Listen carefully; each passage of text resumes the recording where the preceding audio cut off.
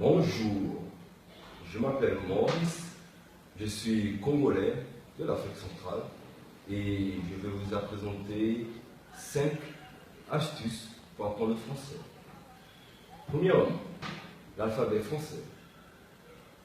Pour apprendre le français, chaque personne doit d'abord apprendre l'alphabet français pour pouvoir avoir un bon entendement sur les lettres, sur les synonymes et sur comment pouvoir épeler son nom en cas de difficulté sur un entendement sur une personne qui ne connaît pas prononcer son nom.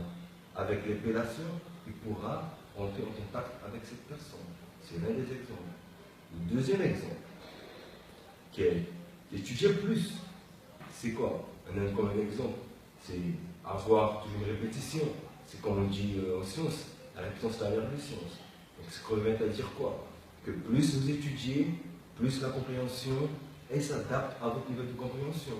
Donc c'est un peu sur ça que je suis en train de tirer votre attention. Donc essayez d'étudier beaucoup du genre comment apprendre. Si j'apprends 5 mots aujourd'hui, demain j'apprends 5, ça fait 10, demain j'apprends 5, ça fait 15. Ce sont des astuces qui vont démontrer à pouvoir conquérir la langue française. Et la troisième étape, c'est chanter. Parce que quand vous chantez, vous apprenez les synonymes, vous apprenez à comment prononcer les mots, vous apprenez beaucoup de choses. Le problème, c'est pas être timide, le problème, c'est quoi? C'est avoir fond en soi, être dédié, se langue et tout, écouter certaines musiques que vous aimez, que vous appréciez, que vous entendez. Donc, ce sont ces astuces que je vous dis pour pouvoir un peu avoir une bonne compréhension de la langue française. Et quatrième, c'est avoir un dictionnaire français, parce que le dictionnaire il est très important. Comme exemple, moi, je suis ici au Brésil.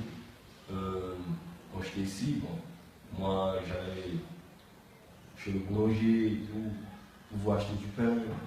Donc, quand j'allais, je prenais mon dictionnaire, je lisais la phonétique et tout, je disais pain, c'est pain en français, tu vois. Et il y a même du pain français ici au Brésil, que je ne savais pas. Donc, c'est un peu ça. Donc, le dictionnaire, c'est un premier pas. Pouvoir apprendre la langue française et tout. C'est toujours le dictionnaire en main, à qualquer moment. Et tout ira mieux. Et, dernière astuce, c'est ne pas être timide. Quand vous êtes timide, vous perdez déjà votre concentration, psychologiquement et intellectuellement. Parce que je suis timide et tout, je suis un peu frustré, je me demande c'est quoi, tu vois. J'ai même plus envie de parler, le goût il change et tout.